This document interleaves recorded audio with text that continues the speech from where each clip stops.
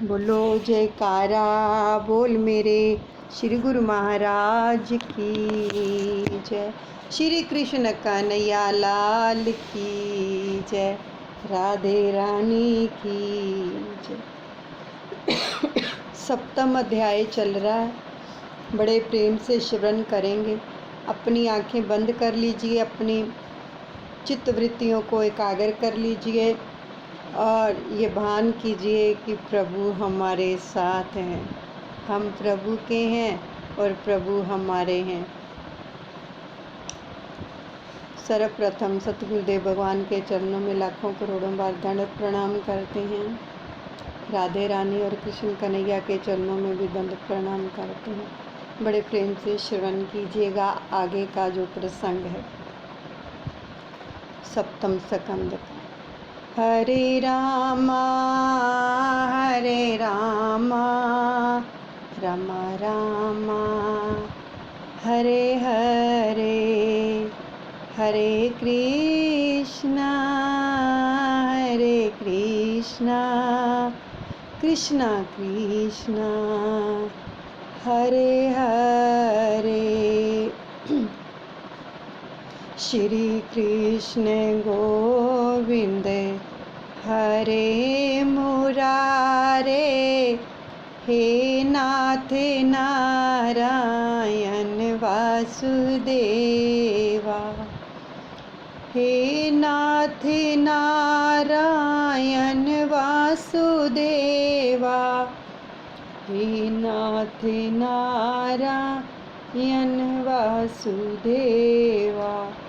श्री कृष्ण गोविंद हरे मुरारे, हे नाथ नारायण वासुदेवा।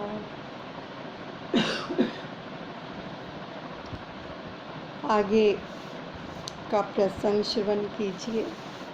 प्रहलाद जी का प्रसंग चल रहा है, किस प्रकार से जो उसके पिता हिरण्यकशिपु हैं उनको किस प्रकार से यातनाएं देते हैं। तो फरमाते हैं कि व्यक्ति को चाहिए कि वह हमेशा आत्म कल्याण की प्रवृत्ति करे।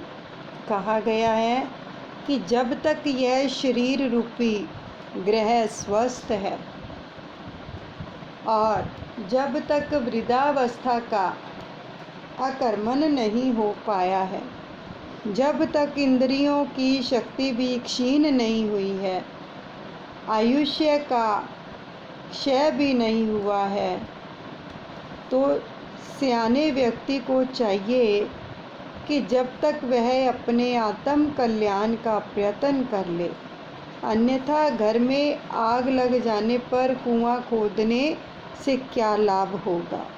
देखो, जब भी पता चले हमारे पास समय है, प्रभु का सिमरन कर ले। कभी ये मत सोचें, भागवत जी कह रही कि वृद्धावस्था की इंतज़ार मत करें, तब तक तो ये इंद्रियां क्षीण हो जाएंगी, जो शारीरिक अवस्था है वो भी बहुत दुर्बल हो जाएगी। तो क्या होगा, कुछ भजन पाठ हो नहीं पाएगा। इसलिए अगर अब हम इस समय को पकड़ लेते हैं तो वो ही भला है, यानी कि अपने कल्याण की प्रवृत्ति करें। हमारे मस्तिष्क को कई प्रकार के भय घेरे हुए रहते हैं, अतः यह शरीर जो भगवान की प्राप्ति के लिए पर्याप्त है, रोगग्रस्त बनकर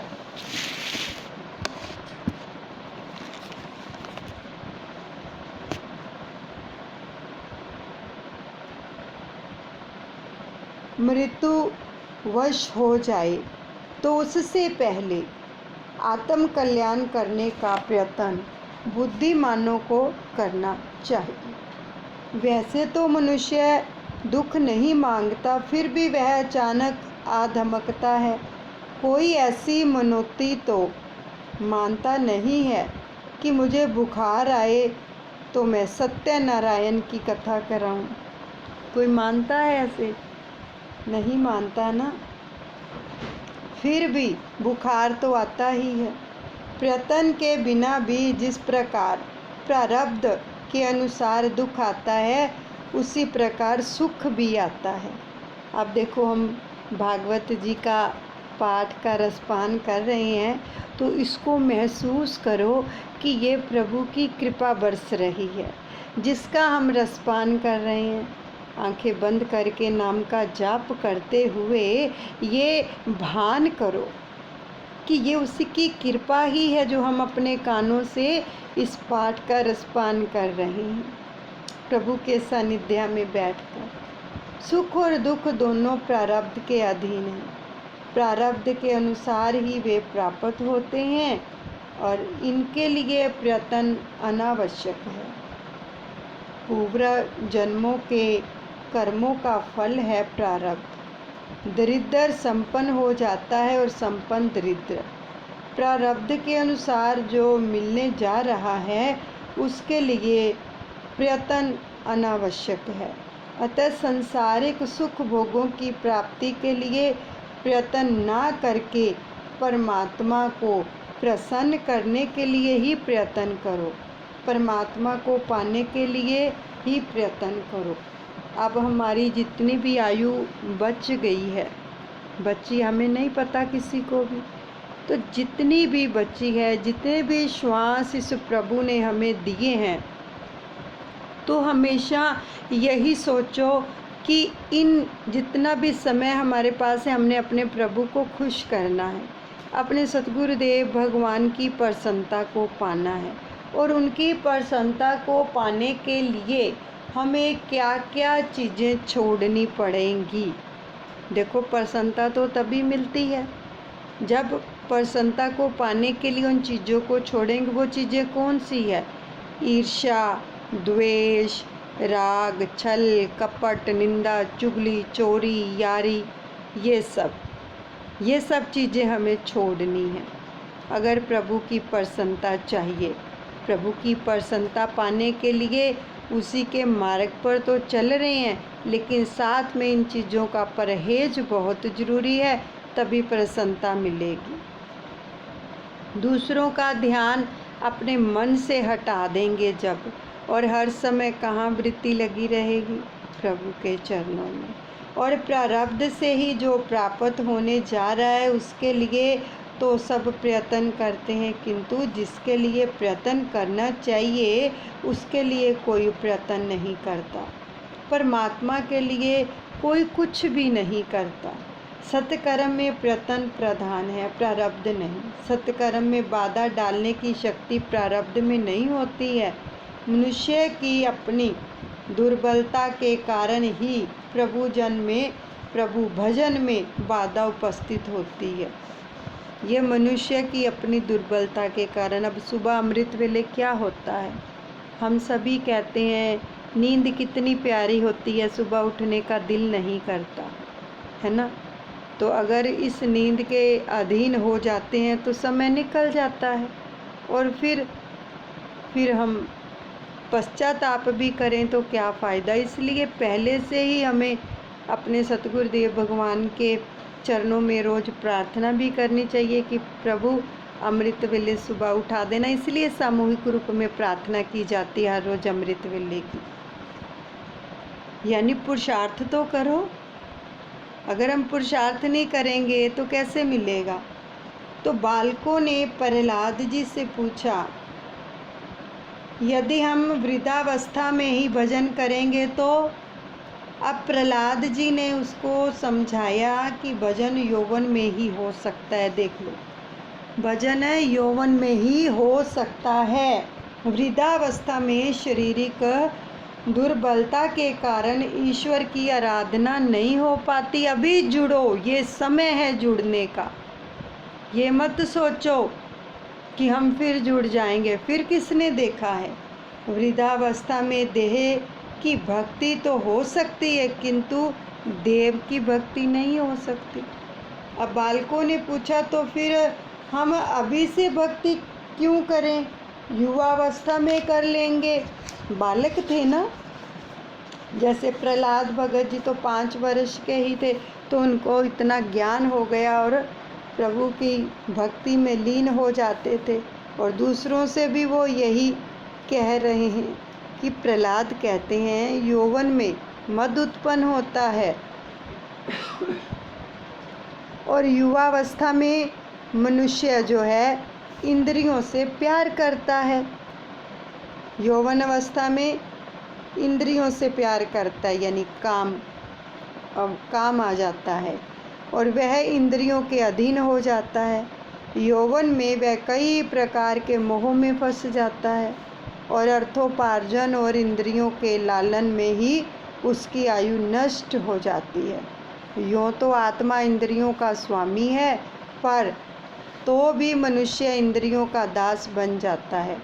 यह बात सर्वसामान्य है।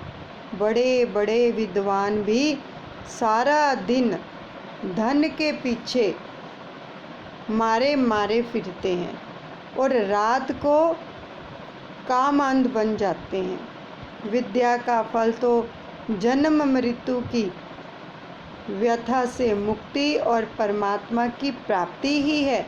विद्या का फल धन या प्रतिष्ठा नहीं है। दैत्य बालकों ने पूछा कि हम परमात्मा को प्रसन्न कैसे करें? तो प्रहलाद जी ने कहा, सभी में एक परमात्मा का ही दर्शन करो। जगत को प्रसन्न करना कठिन है, पर कृष्ण को प्रसन्न करना सरल है। इसलिए तुम अपने दैत्य आसुरी संपत्ति, आसुरी भाव का त्याग करके सभी प्राणियों के ऊपर उनके प्रति दया करो, प्रेम से उनकी भलाई करो। इसी से भावना जो है भगवान प्रसन्न होंगे। तो भगवान जब कृपा करते हैं ना, तो मनुष्य की पाशवी बुद्धि नष्ट हो जाती है। बालकों ने पूछा, प्रहलाद हमें भगवान दिखाई तो देते नहीं हैं, तो फिर उनकी आराधना हम कैसे करें? बालक थे ना छोटे छोटे, तो पूछते हैं जब वो दिखाई तो हमें देते नहीं, तो उनकी आराधना हम कैसे करें? तो प्रहलाद जी भगवान का ध्यान करते हुए कहते हैं कि तुम तन्मय हो जाओ। जिसे जगत नहीं दिखता उसे भगवान दिखाई देते हैं।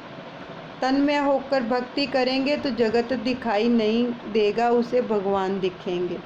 तो प्रहलाद ने दैत्य बालकों को समझाया कि मैंने तुम्हें जो कुछ उपदेश दिया वह मेरा अपना नहीं अपितु नारद जी का है। और बालकों ने पूछा, प्रहलाद तेरी आयु तो कितनी छोटी सी है, फिर भी तू नारद जी से कैसे मिल सका? तो प्रहलाद जी ने कहा, जब मेरे पिताजी मंदराचल पर्वत पर तप करने गए थे, तब इंद्र आदि देवों ने दानवों पर आक्रमण कर दिया। इंद्र मेरी माता को वंदनी बनाकर ले जा रहे थे कि मार्ग में नारद जी मिल गए। तो उन्होंने इंद्र से कहा कि इस कयादू को मुक्त कर दो। उसकी माँ का नाम कयादू था प्रहलाद की। तो क्यों कि उसके गर्भ में प्रभु का परम भक्त समाया हुआ है, तब उनकी माता जी गर्भावस्था में थी। तो इंद्र ने मेरी माता को मुक्त कर दिया। मेरी माता नारद जी के आश्रम में गई। मैं जब गर्भवासी था तब माता ने संतों की बड़ी सेवा की और वह कथा कीर्तन में जाती थी। वहाँ उसे भी कभी कभी नींद आ जाती थी, किंतु मैं तो बड़ी तत्परता से सुनता रहता था। और यह निद्रा देवी कथा कीर्तन में बाधा जो थी उपस्थित करती है। कुंभकर्ण की पत्नी निद्रा देवी ने विधवा होने पर रामचंद्र के पास आकर पूछा। कुंभकर्ण की पत्नी है निद्रा देवी, क्योंकि वो बहुत सोते थे, 6 महीने सोते थे, 6 महीने जागते। अब मैं कहाँ जाऊँ? तो श्री रामचंद्र जी ने कहा कि वह जहाँ चाहे वहाँ रह सकती है। तो निद्रा देवी ने कहा कि मैंने निश्चय कर लिया है, जहाँ आपका कथा कीर्तन होता होगा वहीं जाकर अपना आसन जमाऊंगी। कथा कीर्तन सत्संग सुनते समय जब हम भजन में बैठते तब भी कितनी नींद आती है ना। तो देखो उन्होंने यही स्थान मांगा जहाँ पर प्रभु का भजन कीर्तन होगा मैं वहीं पर अपना आसन जमाऊंगी। तो पंच प्राण को कान में रखकर कथा सुनो। मैं तुम्हें और क्या कहूँ, मेरे प्रभु को प्रसन्न करने का साधन तो कीर्तन ही है। एक बार मीराबाई जी अन्य भक्तों के साथ कीर्तन कर रही थी। कई लोगों का ताल ठीक नहीं था। जब शरीर का ही भान नहीं रह पाता तो ताल की बात ही क्या। और किसी ने बड़े बड़े अक्षरों में लिखा कि ताल से गाओ। अगले दिन मीराबाई ने यह पढ़ा तो उन्होंने उसे रद्द करके लिखा प्रेम से गाओ। ताल से नहीं, प्रेम से गाओ। प्रभु के नाम में न सुर चलते हैं न ताल चलती है, केवल प्रेम चलता है। कीर्तन में ताल की अपेक्षा प्रेम प्रधान है। प्रेम से अगर किसी का सुर नहीं भी निकल रहा होगा, प्रभु प्रसन्न होते हैं। कीर्तन करने से मन की अशुद्धि धुलती है और हृदय विशुद्ध होता है। श्रीमन नारायण नारायण नारायण गाओ, अपनी जीवा को पवित्र करो। श्रीमन नारायण नारायण नारायण, लक्ष्मी नारायण नारायण नारायण, बद्री नारायण नारायण नारायण, श्रीमन नारायण नारायण नारायण, श्रीमन नारायण नारायण नारायण, श्रीमन नारायण नारायण नारायण, श्रीमन नारायण नारायण नारायण। प्रहलाद बालकों को समझा रहे हैं, नाम ही ब्रह्मा है। ईश्वर का निर्गुण स्वरूप अति सूक्ष्म है। मन बुद्धि जब तक अति सूक्ष्म नहीं हो पाते तब तक ईश्वर के निर्गुण स्वरूप का अनुभव नहीं हो सकता। ईश्वर का सगुण स्वरूप अतिशय तेजोमय है।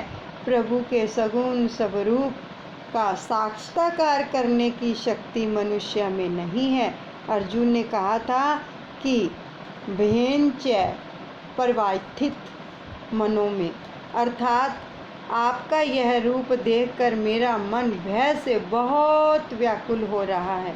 नाम ब्रह्मा का दर्शन और अनुभव तो सभी कर सकते हैं। कीर्तन में तालियां बजाने से नाद ब्रह्मा होता है। नाद ब्रह्मा और नाम ब्रह्मा एक होने पर ब्रह्म का प्रकट्य होता है।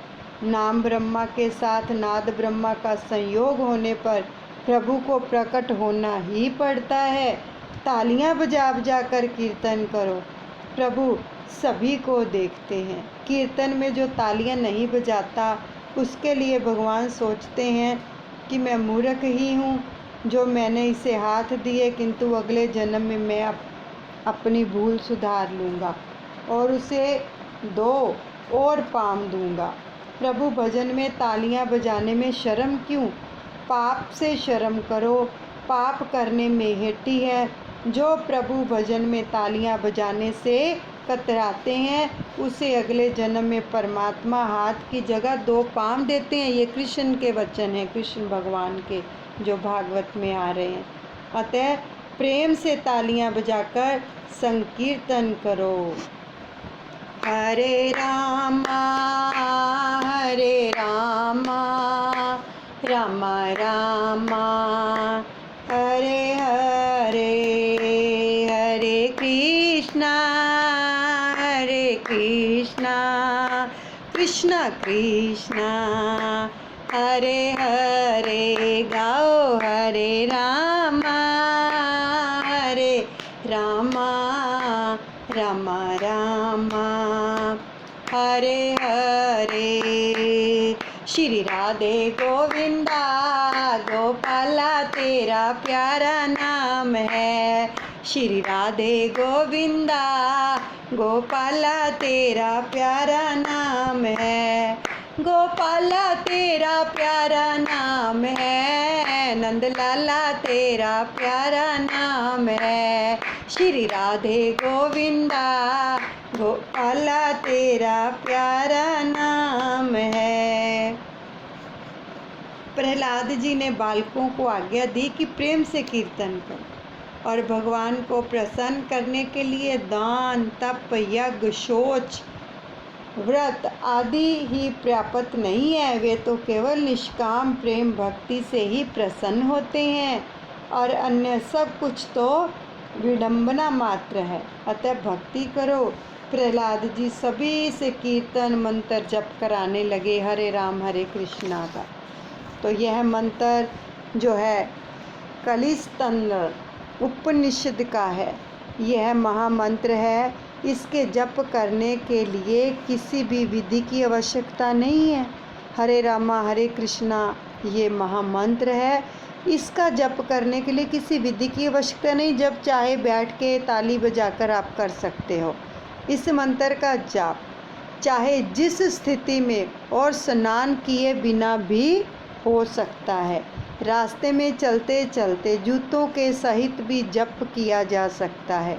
सभी बालक तालियां बजाते हुए हरे रामा राम राम हरे हरे का कीर्तन करने लगे। कथा में कीर्तन भी होना चाहिए। कीर्तन के बिना कथा परिपूर्ण नहीं हो पाती है। कीर्तन से पाप जलते हैं, हृदय विशुद्ध होता है, परमात्मा हृदय में आप बसते हैं। अतः कीर्तन प्रेम से करो। अब देखो कथा को श्रवण कर रहे हैं, सभी हम सुनते हैं, लेकिन जब कीर्तन होता है सभी ताली बजाकर अपने मुख से जब प्रभु के नाम का उच्चारण करते हैं तो परमात्मा खुश होते हैं, पाप धुलते हैं, प्रभु तक पुकार पहुंचती है, तीनों लोकों में कीर्तन की गूंज पहुंचती है। जो ताली बजाकर प्रभु के एक नाम में रस हो जाते हैं। प्रहलाद जी तन्मय हो गए और राधा कृष्ण का दर्शन करके थै थै नाचने लगे। बालक भी प्रभु भजन में मगन होकर नाचने लगे जो उनके पास बैठे हुए थे। तो इतने में षडामर्क आए और उन्होंने सोचा कि हिरण्यकश्यपु ने कहीं यह जान लिया तो बड़ा अनर्थ होगा। उन्होंने प्रहलाद से कहा कि यह क्या उद्यम मचा रहे हो, बंद करो यह भजन। परंतु उनकी कौन सुनता। मन तो श्री कृष्ण में जा लगा था। तो प्रहलाद ने भी नहीं सुना और षडामर्क ने दौड़कर प्रहलाद का हाथ पकड़ा। प्रहलाद का शरीर तो दिव्य था। जो ही षडामर्क ने उनका स्पर्श किया तो वे भी नाचने लगे।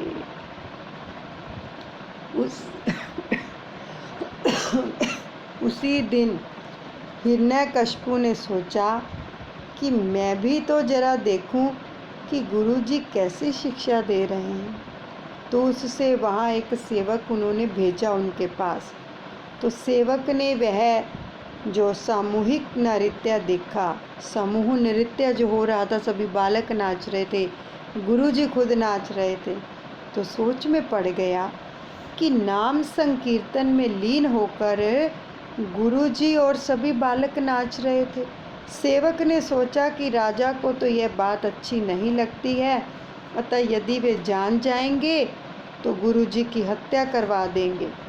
सेवक ने गुरु जी का हाथ पकड़कर उन्हें आसन पर बिठलाने का प्रयत्न किया, किंतु गुरु जी के स्पर्श से वह भी नाचने लगा।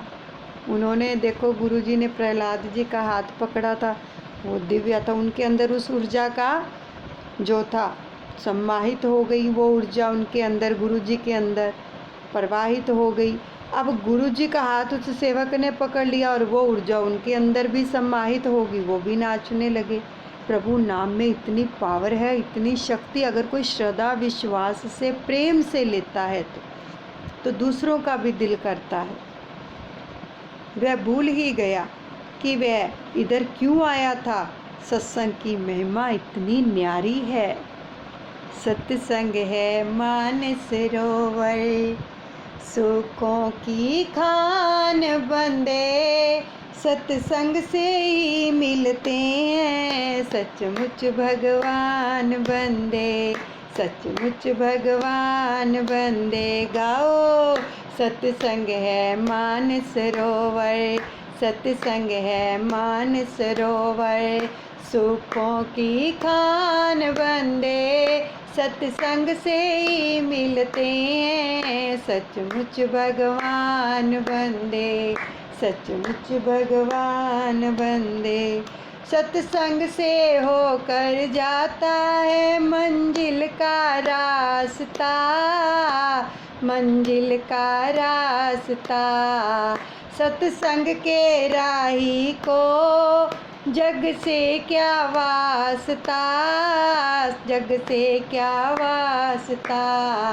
सत्संग से ही होती है सत्य की पहचान बंदे, सत्संग से ही मिलते हैं। सचमुच भगवान बंदे, सचमुच भगवान बंदे।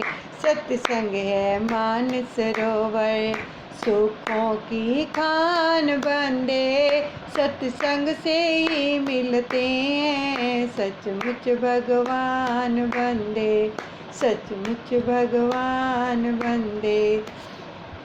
सत्संग है शबरी मीरा नरसी की तान बंदे, सत्संग से ही मिलते हैं। सचमुच भगवान बंदे।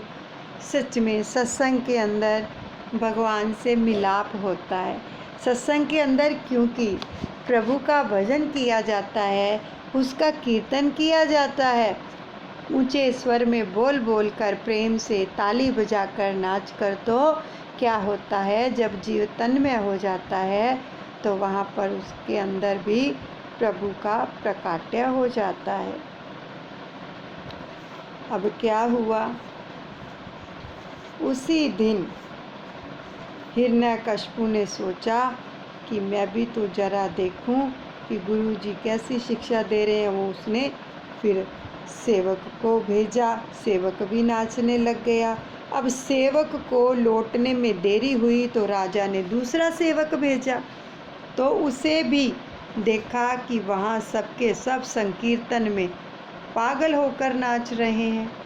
तो उस भजन मंडली में से किसी व्यक्ति ने स्पर्श से, किसी व्यक्ति के स्पर्श में, जब सभी नाच रहे थे वो गया तो उसको किसी का स्पर्श हो गया, जो भगवान का भजन गाकर नाच रहे थे, तो वो भी नाचने लग गया, जो दूसरा सेवक गया था।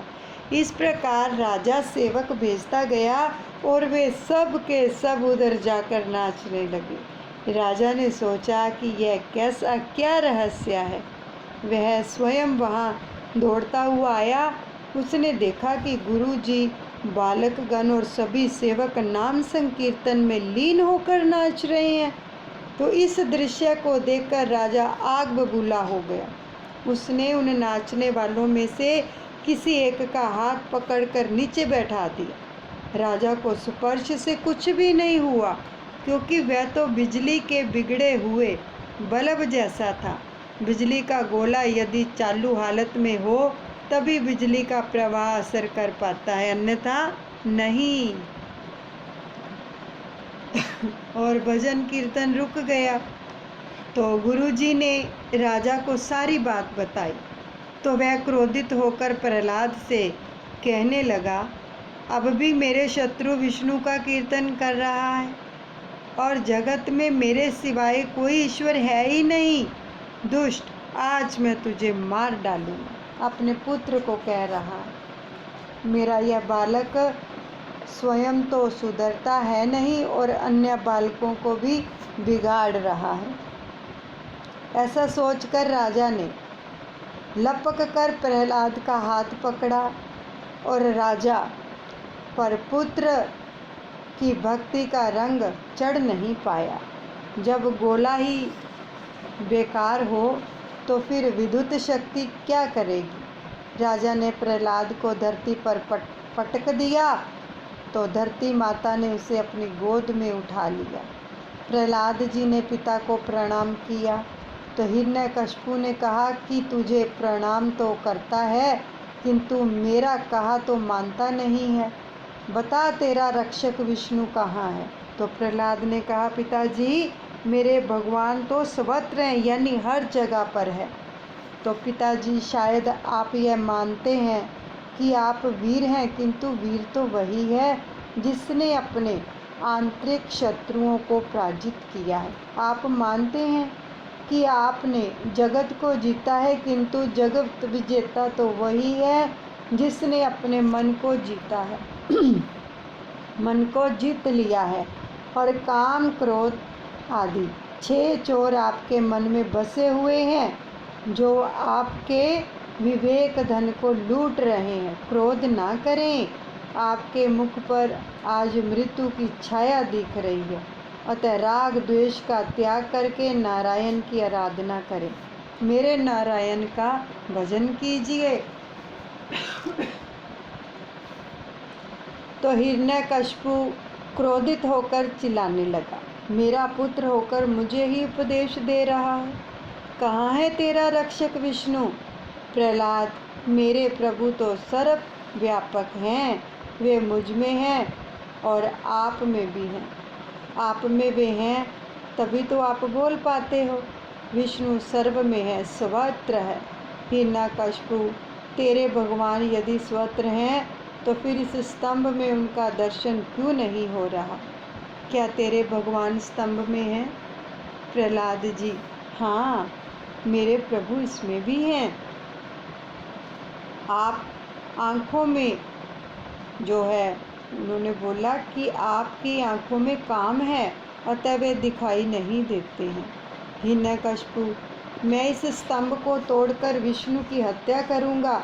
राजा तलवार लेने गया तो इधर प्रहलाद सोचने लगे कि मैंने कह तो दिया कि भगवान इस स्तंभ में है, किंतु क्या इसमें उनका वास हो सकता है? उन्होंने स्तंभ पर जोर से क्या था, स्तंभ के ऊपर जो कान लगाया तो अंदर से गुरु गुरु की ध्वनि आई, गुरु गुरु की ध्वनि। प्रहलाद को विश्वास हो गया कि भगवान इस स्तंभ में भी है, तो उन्होंने उस स्तंभ का आलिंगन किया। अंदर नरसिंह स्वामी विराजमान थे। उन्होंने प्रहलाद को आश्वस्त किया कि वे इसमें और प्रहलाद की रक्षा करेंगे। इस समय तो इधर हाथ में तलवार लेकर हिरण्यकशिपु दौड़ता हुआ आया और चिल्लाने लगा, बता वे तेरा विष्णु कहाँ है? प्रहलाद ने कहा, वे इसी स्तंभ में विराजमान है। हिरण्यकशिपु ने क्रोध वेश में उस स्तंभ पर तलवार का प्रहार किया। तुरंत श्री नरसिंह स्वामी गुरु गुरु बोलते हुए उस स्तंभ में से प्रकट हुए। उन्होंने हाथ बढ़ाकर हिरण्यकशिपु को गोद में बिठा लिया और कहा कि यह ना रात है ना दिन है, ना धरती है ना आकाश है, घर में भी नहीं बाहर भी नहीं, किंतु देहली पर तुझे मारूंगा। अस्त्र या शस्त्र से नहीं, नाखूनों से मारूंगा। और भगवान ने उस असुर को नाखूनों से चीर कर मार डाला। नरसिंह भगवान की जय। मनुष्य के दुख का कारण उसका देहाभिमान है। शरीर घर है, शरीर घर में रहने वाली जीव देहली है। उसे ना तो अंदर कहा जा सकता है ना बाहर। यदि अभिमान को मारना है तो जीभ पर ठाकुर जी का नाम रखो। अपने भगत प्रहलाद के वचनों को कृतार्थ करने और अपनी सर्वव्यापकता सिद्ध करने के हेतु भगवान नरसिंह के स्वरूप में वैशाख शुक्ल चतुर्दशी के दिन काष्ठ स्तंभ में से प्रकट हुए थे। पंजाब में आज के मुल्तान शहर में हिरण्यकशिपु की राजधानी थी, जहाँ नरसिंह स्वामी का प्रकाट्य हुआ था। इसी कारण से पंजाब वासी अपने नाम के साथ सिंह शब्द का प्रयोग करते हैं। वे सिंह के समान बलवान हैं। आज भी वे शक्तिशाली हैं। गुजरात की जनता बकरी सी भीरू बन रही है। सत्वहीन भोजन और चाय पान करने वाला शक्तिशाली कैसे बन सकता है? पंजाबवासी दूध और लस्सी का उपयोग अधिक करते हैं। किसी गुजराती युवा से 2 सेर दूध पीने को कहा जाए तो वह कहेगा, नहीं नहीं, इतना दूध मैं किस तरह पी सकता हूँ, मेरे पेट में गड़बड़ हो जाएगी। जो 2 सेर दूध नहीं पी सकता वह देश सेवा कैसे करेगा? बलवान बनो। शक्तिहीन पुरुष आत्मा को प्राप्त नहीं कर सकता। नरसिंह भगवान भी गुरु गुरु का उच्चारण करते थे। यही बताता है कि गुरु के बिना भगवान के दर्शन शक्य नहीं है। हर प्रकार की साधना की जाए, विवेक वैराग्य भी हो और षट संपत्ति आदि भी हो, किंतु जब तक किसी संत की, गुरु की कृपा नहीं होती है तब तक मन शुद्ध नहीं हो पाता और भगवान की प्राप्ति भी नहीं हो पाती। हम कितने सौभाग्यशाली हैं। हमारे ऊपर हमारे श्री परमहंस दयाल दादा गुरुदेव जी की कितनी कृपा है कि आज हमें श्रीमद् भागवत पुराण जी का पाठ श्रवण करने को मिल रहा है। ये उन्हीं की कृपा है। और भागवत जी भी कह रही हैं कि गुरु की कृपा के बिना भगवान नहीं मिल सकते हैं। मनुष्य चाहे जितनी साधना करे, किंतु संत की कृपा होने पर ही मन हमेशा के लिए शुद्ध हो सकता है। मन तो बड़े से बड़े साधुओं को भी सताता है, वह बड़ा ही चंचल है। इसलिए मन शुद्धि के बिना ईश्वर का साक्षात्कार नहीं हो सकता। मल विक्षेप, आवरण आदि से मन कलुषित और मलिन होता है। जिस प्रकार मलिन या चंचल जल में प्रतिबिंब दिखाई नहीं देता, उसी प्रकार मलिन, चंचल और आचरण युक्त मन में परमात्मा का प्रतिबिंब दिखाई नहीं देता, जब तक इस मन के अंदर आवरण चढ़े हुए हैं, मैल चढ़ी हुई है।